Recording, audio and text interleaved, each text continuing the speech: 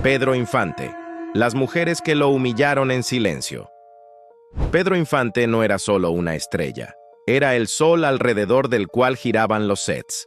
Entraba donde quería, hablaba con quien quisiera y con una simple sonrisa conseguía mucho más que aplausos. Pero lo que pocos cuentan es que no todas las puertas se le abrieron. Y no todas las mujeres se dejaron encantar. Algunas, de hecho, lo pusieron en su lugar. Esta es la lista incómoda. Las actrices que no se deslumbraron con su fama y que le enseñaron que no todo se compra con carisma. Silvia Pinal. En una de esas exclusivas fiestas del gremio cinematográfico, donde fluía el champán y los egos competían con los brillos de las lentejuelas, Pedro Infante, fiel a su estilo galante, se acercó a la joven y elegante Silvia Pinal. Con su sonrisa irresistible y su voz melosa, intentó seducirla con uno de sus clásicos cumplidos. ¿Sabes, muñeca? Tú no deberías salir en películas. Deberías estar en vitrinas, como una joya. Silvia, que ya entonces no se dejaba impresionar por frases de manual, le respondió con una sonrisa afilada. Aprende a bailar danzón sin pisarme los pies. Y tal vez hablamos. La frase cayó como cubetada de agua fría. Pedro, copa en mano, se quedó paralizado, con la sonrisa congelada y sin saber qué decir.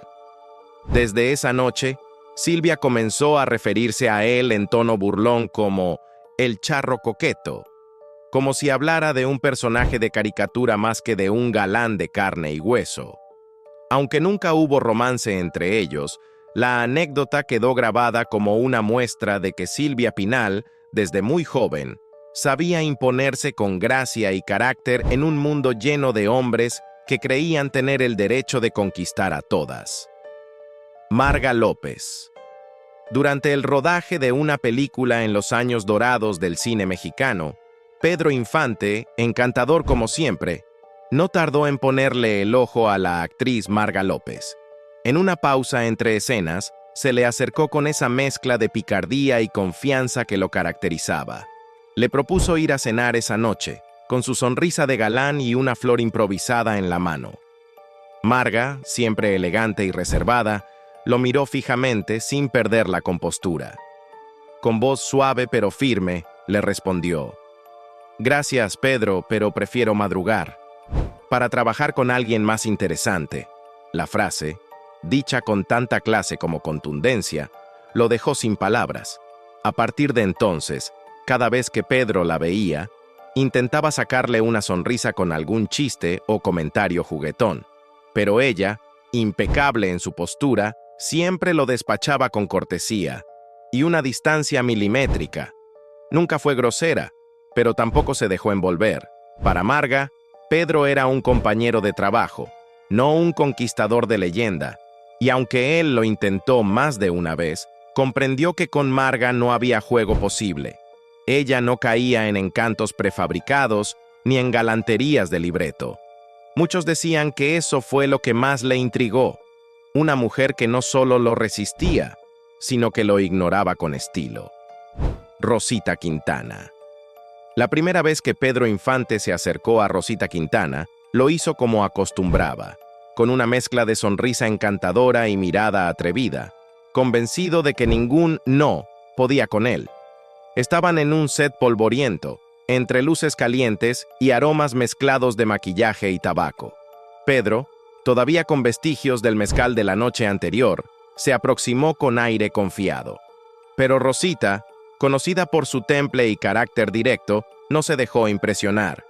Lo miró de arriba a abajo y, sin rodeos, le soltó una frase que heló la atmósfera. «Hueles a mezcal y camerino cerrado. Lávate la boca antes de hablar conmigo». El comentario fue tan afilado como inesperado. Pedro, acostumbrado a las risas y coqueteos, quedó descolocado, como si le hubieran quitado el sombrero de un soplido. A partir de ese momento, Rosita dejó claro que no iba a tolerar ni bromas fuera de lugar, ni galanterías pasadas de tono. Con ella no había espacio para medias tintas, ni para insinuaciones disfrazadas de cortesía. Nunca le levantó la voz, pero su mirada bastaba para marcar los límites. Pedro, algo desconcertado, pero también fascinado, nunca volvió a intentar nada con ella. Y aunque compartieron escena en más de una ocasión, la relación fue estrictamente profesional. Rosita se encargó de mantener esa barrera invisible que muchos intentaban cruzar, pero que con ella simplemente no se podía. Así era Rosita Quintana, belleza imponente, pero con una dignidad aún más arrolladora. Y Pedro, por más ídolo que fuera, aprendió que no todas las estrellas del cine de oro caían ante su brillo. María Félix Pedro Infante era un conquistador nato. Bastaban unas cuantas notas de bolero y un par de frases galantes para ganarse sonrisas y suspiros. Creía que el encanto bastaba, incluso con las mujeres más inalcanzables. Por eso, cuando coincidió con María Félix en una entrega de premios, no dudó en acercarse con su guitarra, su voz aterciopelada y su sonrisa infalible. Frente a todos, improvisó unos versos solo para ella. Una serenata espontánea. Pero María, con su elegancia afilada y temple de reina, no parpadeó. Lo escuchó en silencio, sin esbozar ni media sonrisa. Cuando él terminó, esperando una reacción entre halagada y divertida, ella simplemente lo miró de arriba a abajo, con esa mirada que podía convertir a un macho alfa en un escolar nervioso. «Yo prefiero hombres que se impongan con poder, no con fama», le dijo con voz serena pero firme. «Y menos aún con canciones». No gritó, no se burló, pero sus palabras fueron una estocada elegante, una sentencia disfrazada de terciopelo. Pedro se quedó en silencio, con su guitarra colgando y el ego tocado, aunque jamás lo admitiría. A partir de entonces, él la saludaba con respeto y cierta prudencia cada vez que se cruzaban. Porque con María Félix no bastaba el carisma, había que tener carácter, y no solo sobre el escenario. Ella no era una más entre las actrices del cine de oro, era la doña. Y si Pedro reinaba en la música y en los corazones del pueblo, María reinaba con mirada de acero y pasos firmes entre los poderosos. Cada uno brillaba en su mundo, pero en el de María, Pedro no era más que otro actor, que no supo leer bien su libreto. Katy Jurado no era como las demás. Tenía la mirada de quien ha vivido demasiado pronto y la voz grave de quien no teme decir lo que piensa. Cuando llegó al set compartido con Pedro Infante, el ambiente se llenó de tensión suave, de esa que se percibe más en los silencios que en las palabras. Pedro, como de costumbre, quiso romper el hielo con galantería. Le llevó una flor recién cortada del jardín del estudio y con su sonrisa irresistible, se la ofreció como quien entrega una promesa. «Para la mujer más guapa de todo el elenco», le dijo, creyendo haber anotado un punto. Katy apenas lo miró. Tomó la flor sin sonreír y con un gesto tan calmado como afilado, la dejó caer dentro de su taza de café frío. El silencio fue incómodo.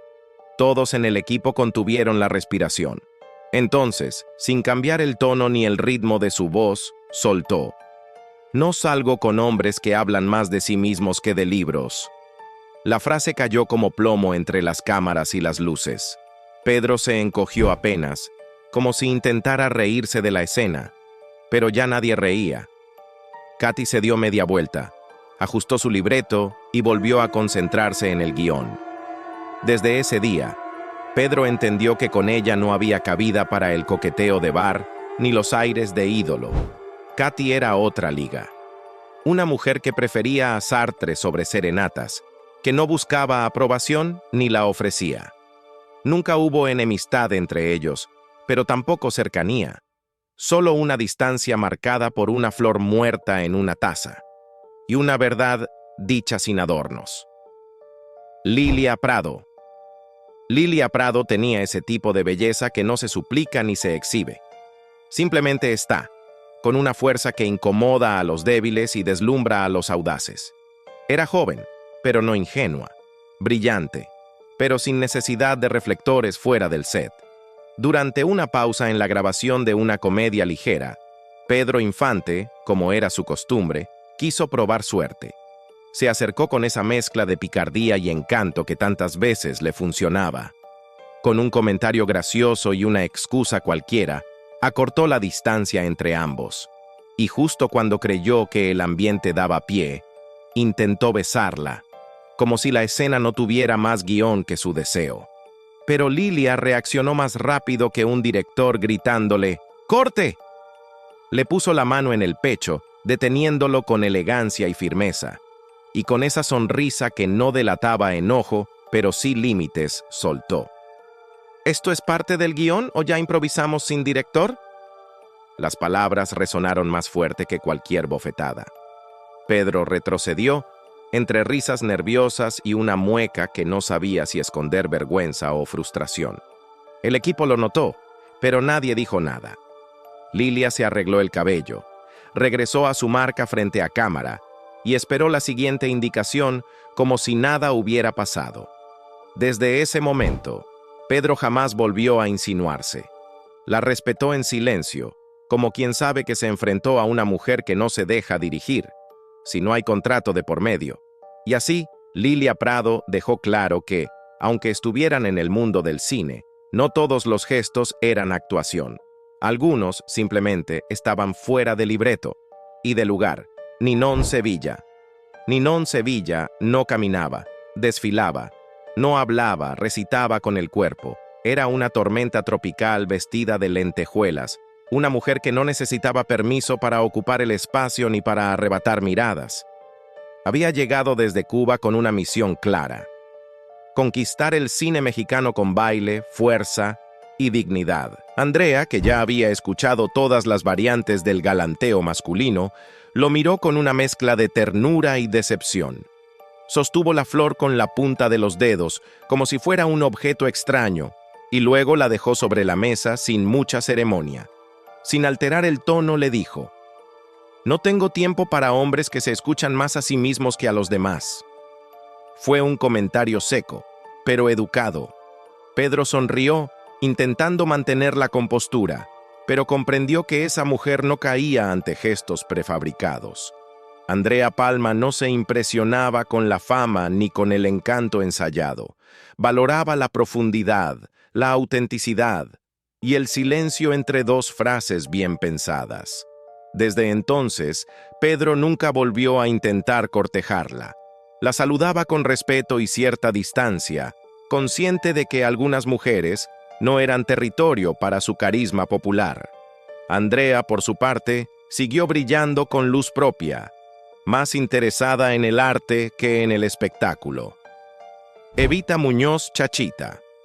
Desde pequeña, Evita Muñoz compartió pantalla con Pedro Infante, y su relación siempre fue vista como una entrañable conexión entre el ídolo y la niña prodigio del cine mexicano. Él la llamaba Chachita, incluso fuera del set, y la cuidaba como a una hermanita menor. Pero los años pasaron, y Evita dejó de ser la niña encantadora para convertirse en una joven decidida, profesional y con carácter. Un día, en una reunión posterior a una filmación, Pedro, ya con un par de copas encima y en tono de broma, lanzó un comentario coqueto que mezclaba nostalgia con galantería. Algo como: «Si hubieras crecido más rápido, quién sabe, capaz si me robas el corazón». La frase, aunque dicha con una sonrisa y en aparente juego, incomodó a Evita. Ella, que había crecido viéndolo como un referente, no dudó en responder con serenidad, pero con la firmeza de quien se sabe adulta y merecedora de respeto: «Y tú ya no eres el ídolo que yo admiraba». El silencio se apoderó del momento. Pedro quedó desarmado. No hubo escándalo ni escena, solo una frase certera que lo devolvió a su sitio. Desde entonces, nunca más cruzó la línea con ella.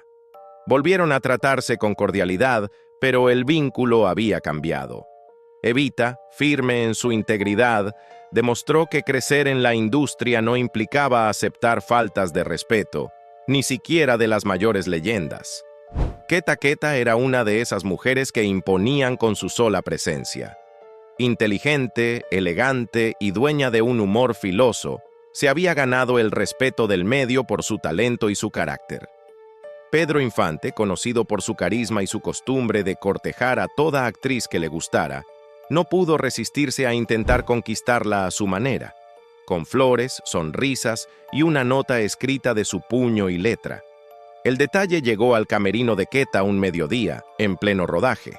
Un enorme ramo de rosas rojas acompañado de una tarjeta que decía: «Para la mujer más bella de este set, que sepa que el charro está rendido a sus pies». Ella, sin perder la calma ni detener el maquillaje que le aplicaban, tomó la servilleta de su café, escribió con tinta azul y mandó de regreso el arreglo. La nota decía, breve y punzante: «Que te ilumine tu ego». El asistente que llevó de vuelta el ramo no supo dónde meterse. Pedro leyó la frase, soltó una risa nerviosa, pero el foro entero ya murmuraba la historia. En cuestión de horas, el episodio se había convertido en anécdota célebre, contada entre técnicos, actores y actrices con un tono entre burlón y admirado. Queta no solo había rechazado al galán más famoso del país, sino que lo había hecho con estilo y contundencia. Desde entonces, Pedro evitó cualquier gesto coqueto hacia ella, y cada vez que alguien le mencionaba a Queta Gálvez, solo decía con una sonrisa resignada: «Con esa no se juega».